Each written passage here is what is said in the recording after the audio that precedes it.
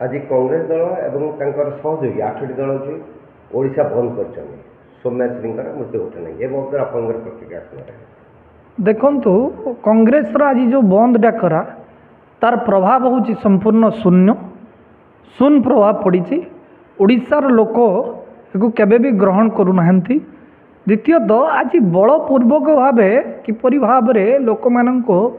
जनजीवन व्यस्त थिला बेले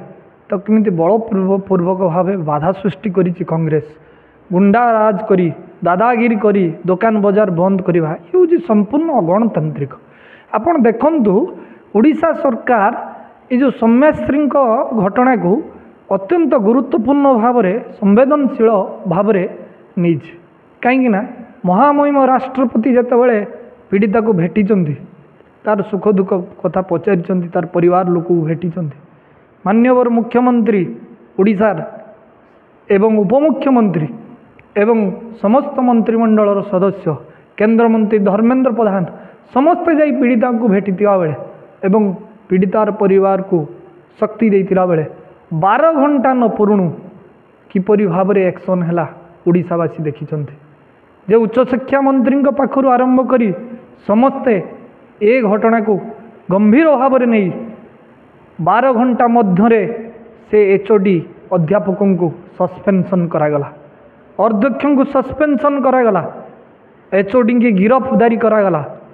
अध्यक्ष को मध्य परवर्ती पर्याय 12 घंटा न पुरुणु तांको गिरफ्तारी करागला एवं सर्वशेष मुख्यमंत्री ओडिशार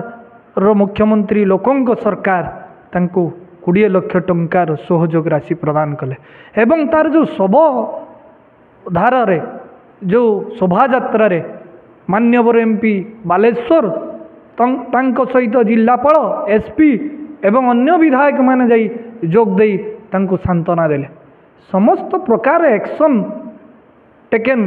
जेतेबेले सरकार तरफ हो सारी ये प्रकार बंदर आवश्यकता क्यों अच्छे मु जड़े साधारण नागरिक हिसाब से कहबी जे बंद केवल राजनैतिक उद्देश्य को प्रणोदित करने कांग्रेस केवल तार अस्तित्व खोजुची ए बंद डाकरा पर ओडिशावासी संतुष्ट नहांती